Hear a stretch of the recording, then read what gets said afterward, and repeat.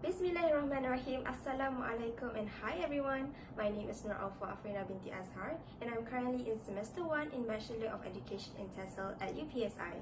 I am here to present about my assignment 2 report, which is my first steps in reflective practice. And this report was prepared for Dr. Aireen Binti Bahari. The symbolic object that I choose is a mirror. You're probably wondering why I chose a mirror as my symbolic object. For me, a mirror does not only show what we look like, but it encourages us to look at ourselves more deeply.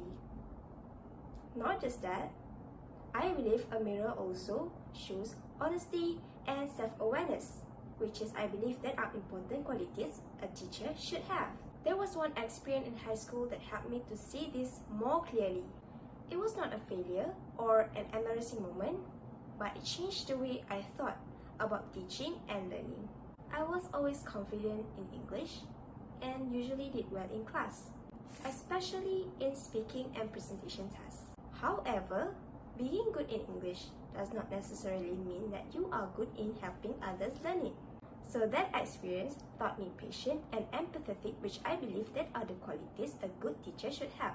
During my final year in high school, my English teacher assigned a group presentation test. I was chosen as a group leader because I was confident and fluent in English. My teammates were pretty good at speaking, but there's one classmate is very quiet and shy at speaking. Her name is Aina. Aina is a quiet one. She always avoided to speak because she was afraid that her pronunciation or grammar would sound wrong. At first, I did not understand why she hesitated so much.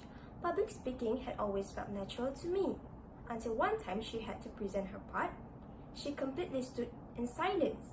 Her voice shook. And then she said to me, "I completely cannot do this. Can you present for me?" I was speechless. It felt like looking into a mirror and realizing that I had been only seeing things from my own side. What felt easy to me was frightening and difficult for her. So, instead of helping her presenting her part, I decided to help her out, to make her feel more comfortable. So after school, we met a few times at the library to practice together.